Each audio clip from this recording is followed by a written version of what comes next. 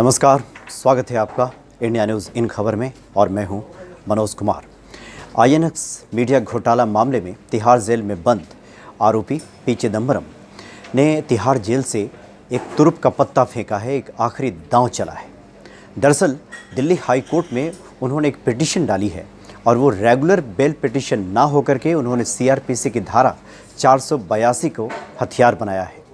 चूँकि regular bell petition ये है नहीं, तो आखिर चिदंबरम ने सीआरपीसी जो क्रिमिनल प्रोसीड्यूर कोड है उसकी धारा 482 को हथियार क्यों बनाया? आपको याद होगा कि जब वो जन्मदिन अपना मना रहे थे तिहाड़ जेल में, उस वक्त उन्होंने कहा था कि इस तरह के मामले में जो कि आर्थिक अपराध से जुड़े मामले होते हैं और जांच एजेंसियों को इस तरह से गिरफ्तार करना ठीक नहीं है। इस तरह की गिरफ्तारी ये कानून सम्मत नहीं है, इस बात का जिक्र किया था पी चिदंबरम ने। और दरअसल सीआरपीसी की धारा 482 को हथियार बनाने के पीछे उनका आखिर मकसद क्या है?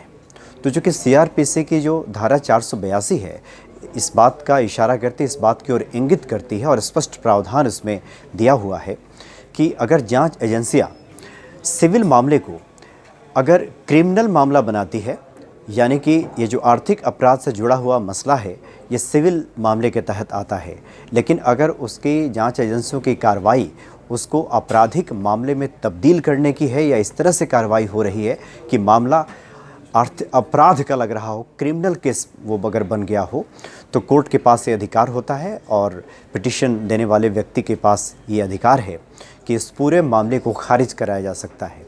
तो सीआरपीसी की धारा 482 का सहारा लेते हुए जो एक आप पिटीशन देख रहे हैं, पिटीशन में आपको दिखा रहे हैं जो कि चिदंबरम की तरफ से दिया गया है हाई कोर्ट में, इसमें साफ इस बात का प्रावधान है कि जांच एजेंसियों ने अपना सही काम नहीं किया है। इसलिए सीआरपीसी की धारा 482 के तहत इस पूरी प्रक्रिया को ही रद्द कर दिया जाए। जो एफआईआर दर्ज गया है इसको ही रद्द कर दिया जाए, इस तरह की मांग की गई है। चूँकि कोर्ट के पास ये अधिकार होता है कि पिटीशन करता अगर कुछ सबूत पेश करे या ये बात साबित हो जाए कि क्रिमिनल केसेस ना होने के बावजूद जांच एजेंसियां इस तरह से व्यवहार कर रही हैं मानो वो कोई क्रिमिनल केस हो, तो कोर्ट के पास अधिकार होता है सीआरपीसी की धारा 482 के तहत इसकी इस पूरे मामले को ही रद्द कर दे। तो चिदंबरम ने जो आवेदन दिया है यह नियमित बेल पिटीशन नहीं है, यह सामान्य बेल पिटीशन नहीं है, बल्कि जो धारा 482 है इसका सहारा लिया गया है। कोर्ट ने हालांकि इसको स्वीकार कर लिया है और चिदंबरम की तरफ से जो बातें रखी गई हैं पिटीशन के जरिए, जिसमें इस बात का स्पष्ट प्रावधान किया गया है चूँकि आईएनएक्स मीडिया घोटाला आर्थिक अपराध से जुड़ा हुआ मसला है और गिरफ्तारी से लेकर एफआईआर दर्ज करने से लेकर जिस प्रकार से उनकी गिरफ्तारी हुई और जो रवैया रहा जांच एजेंसियों का, उस पर सवाल खड़ा किया चिदंबरम ने और कहा है कि जो पूरा रवैया ऐसा लगता है जैसे कोई क्रिमिनल केस हो, इसलिए इस पूरी प्रक्रिया को ख़त्म कर दिया जाए। चूँकि एफआईआर को भी ख़त्म कराने का इसमें प्रावधान दिया गया है सीआरपीसी की धारा 482 में। अब ये देखना होगा कि कोर्ट जो चिदंबरम ने आखिरी दांव चला है तिहाड़ जेल से, इस पर क्या विचार करती है। क्या कोर्ट स्वीकार करती है कि 482 के तहत ये मामला आता है?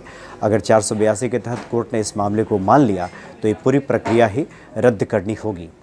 तो जो सीआरपीसी की धारा 482 है उसका सहारा लेकर चिदंबरम ने अपनी बात रखी है और इसको हथियार बनाया है। अब देखना है कोर्ट का क्या इस पे रुख होता है। फिलहाल इतना ही, नमस्कार। इन खबर चैनल को सब्सक्राइब करें और बेल आइकन दबाना ना भूलें।